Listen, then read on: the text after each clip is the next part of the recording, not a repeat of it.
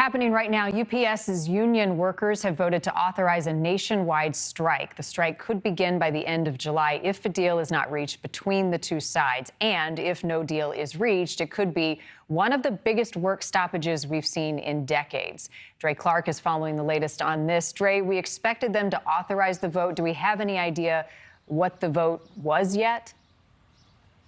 No, not sure exactly what the number was, but it was an overwhelming vote in favor of authorizing this nationwide strike.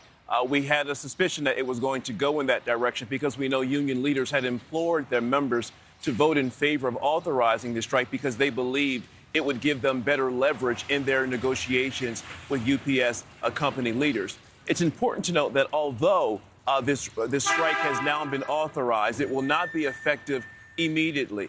Essentially, it gives union leaders the right to call for a work stoppage to allow those workers to walk off the job if the two sides can't reach an agreement by July 31st.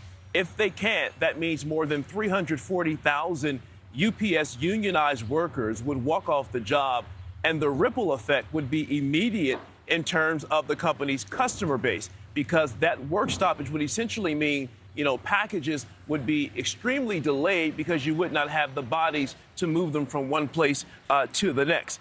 UPS, by the way, is the world's largest package delivery company, and a strike certainly would be historic because it would be the largest single employer strike in American history. It would also cause, again, a major disruption in the U.S. economy. UPS says it moves on its own about 6% of the country's domestic products. That means they're delivering about 17 million packages a day all across the country.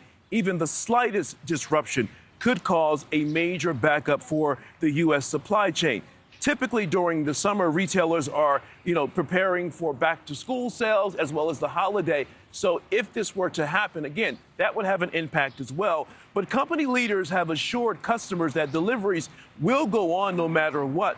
But if history is any indication, delivering packages during a strike would be extremely challenging. The last time UPS Teamsters had a strike was back in 1997, and that nearly 2-week-long strike crippled the company's operations, or at least almost crippled the company's operations, and left customers feeling very frustrated. Here's a look at some of the issues at hand here. The union is asking for, among other things, higher pay and part-time pay, more full-time jobs, better benefits, better working conditions, and no more excessive overtime. There's a few other things in there as well.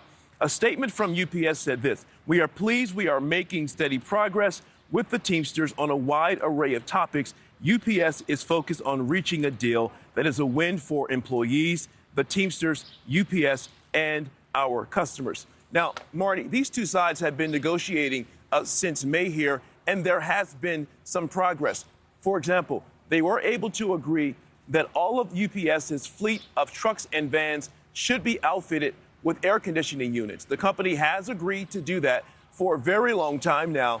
UPS workers have complained about the extreme, difficult working conditions inside those trucks, especially during the summer months. They say it gets extremely hot, and several UPS workers have even had to go to the hospital with heat-related illnesses. So the fact that they could get the company to agree to install those air conditioning units is a win for the union. However, we still have quite a ways to go before the two sides can reach a full agreement. But again, they have now authorized that strike. And if the two sides can't agree by July 31st, the union says, in all likelihood, they will move forward with the strike on August 1st and call for those 340,000 UPS workers to walk off the job.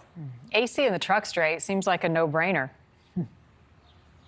It's kind of funny. You do see those UPS workers when, in the middle of a heat wave during the summertime, they're sweating, people will give them water, and you would think by now they would have installed those air conditioning units because it's a matter of safety and health.